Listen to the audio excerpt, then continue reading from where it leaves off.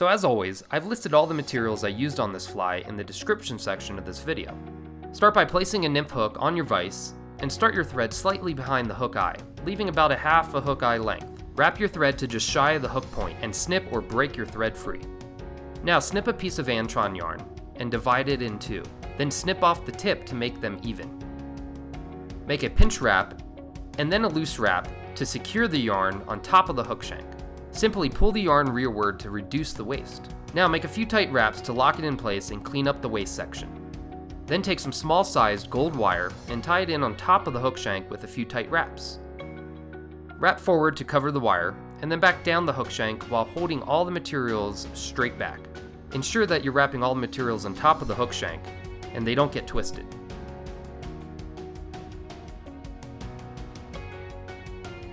Pull the wire up out of the way and make a wrap under the antron tail to keep it held up. Pull all your materials rearward and out of the way, then make smooth wraps up the hook shank, stopping about 2 eye lengths short from the end. Now wrap back down the hook shank about halfway down and back up. Then wrap back down about 2/3 the way and back up. This is going to create a tapered abdomen. End with your thread about 2 eye lengths shy of the eye of the hook. Now make even spiral wraps with the wire up the hook shank, increasing the spiral distance with each wrap.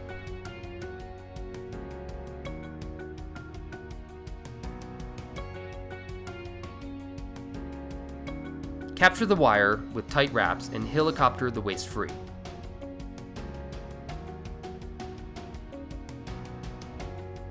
At this point, I like to snip off the antron tail about a half a hook shank length. Now we will dub on some rabbit dubbing. I like using brown or olive here. Make sure that you dub this on tight and thin. You want a very smooth dubbing noodle here. Then simply make a dubbing ball and end with your thread right in front of the ball. Now, if you have a full Hungarian partridge skin like this, then select a feather from the dark patches like so, but you can also use the partridge you find in a bag.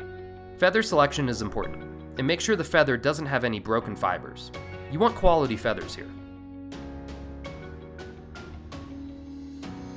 Then prepare the feather for tie-in by stripping off all the fluffy feathers on both sides. Then grab just the tip of the feather with some hackle pliers and pull the other fibers down. While still holding the other fibers back, clip the tip off so there's only a small tie-in point.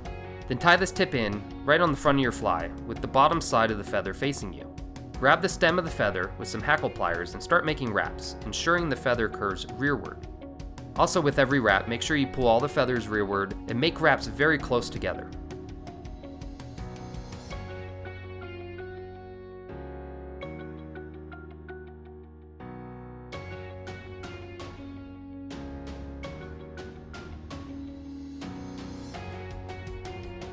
If you have any feathers not cooperating, you can pluck them with your hackle pliers.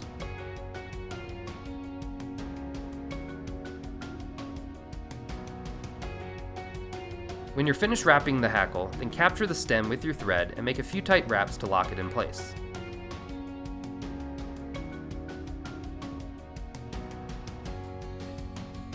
Of course, snip the feather off close, and then pull all the fibers rearward and make a few wraps on top of your feather slightly.